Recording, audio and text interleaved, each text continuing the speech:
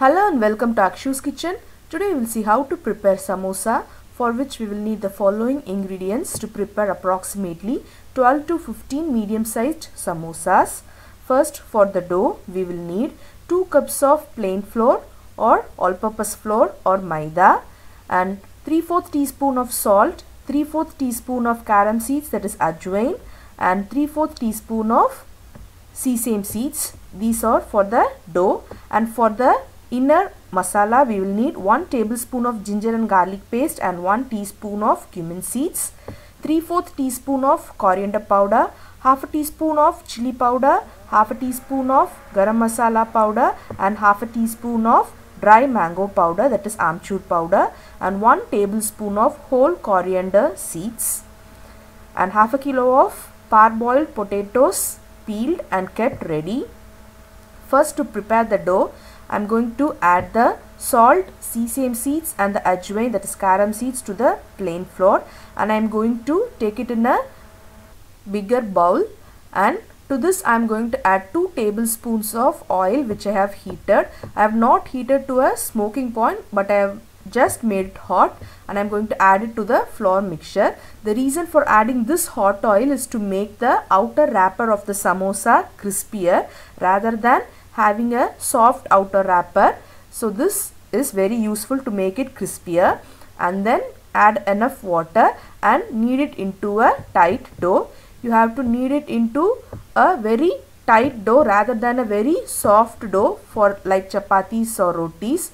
It should be tight as well as it should also be smooth like this. If you punch your fingers into it, it should go soft. It should not be very hard. At the same time, it should be a little tight and not too soft, and keep it ready.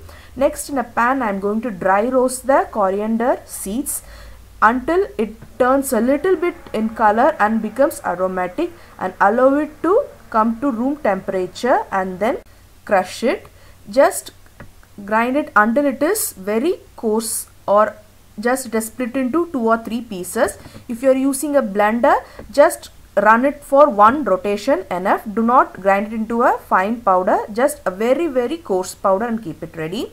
Next, in a pan I am going to heat around about 2 tablespoons of oil, and when it is hot I am going to add the cumin seeds first, and when it splutters I am going to add the ginger and garlic paste immediately, and I am going to cook this ginger and garlic paste really well, because we are going to add boiled, that is cooked potatoes, and there is nothing else to cook more in this recipe or this masala. So in order to get rid of the raw flavor of the ginger and garlic, you have to cook it thoroughly until it becomes dry after all the moisture is absorbed. So it will take around about a minute or 2, and then add the spices, chili powder, coriander powder, garam masala and dry mango powder. Toss it just for a second and immediately add the potatoes, taking care not to burn the masalas, and then smash the potatoes. You can also smash the potatoes first and then add it, or you can also smash it after adding,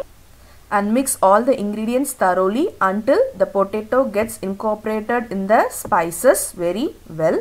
It will take a minute. Take care not to burn the masala. And now it's all mixed up, and to this we are going to add some peas. I am adding the frozen peas, so I am adding it directly. If you are adding fresh peas, cook it and then add it. It's optional. And this inner masala is almost done. Add 3/4 teaspoon of salt to this mixture, and also I am going to add the crushed coriander seeds at this stage, and mix all the ingredients thoroughly.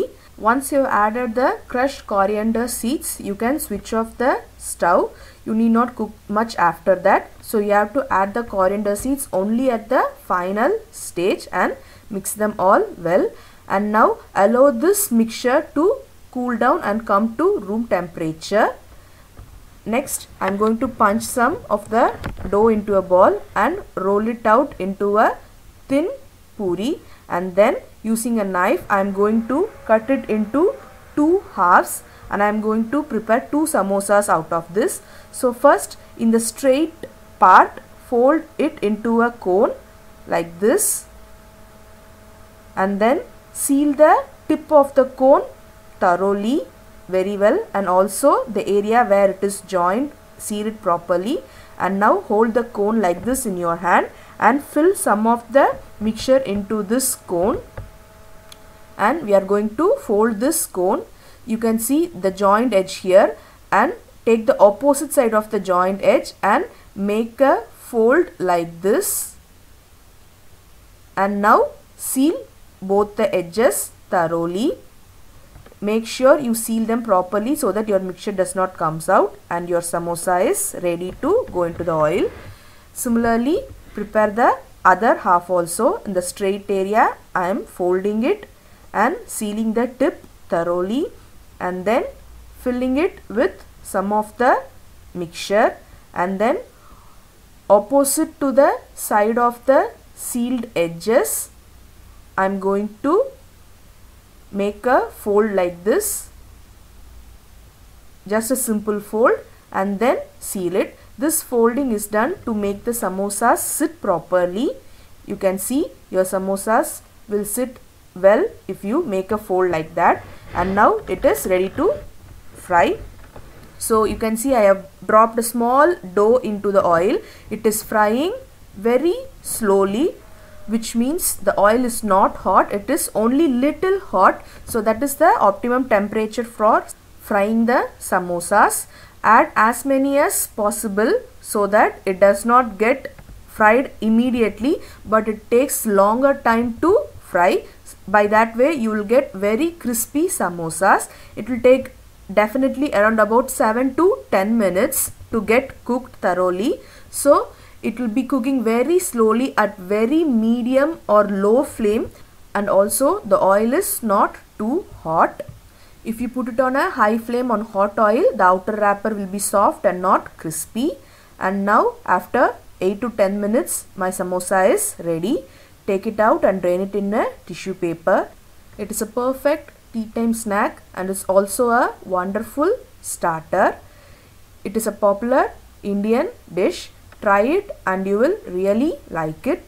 Thank you for watching Akshu's Kitchen.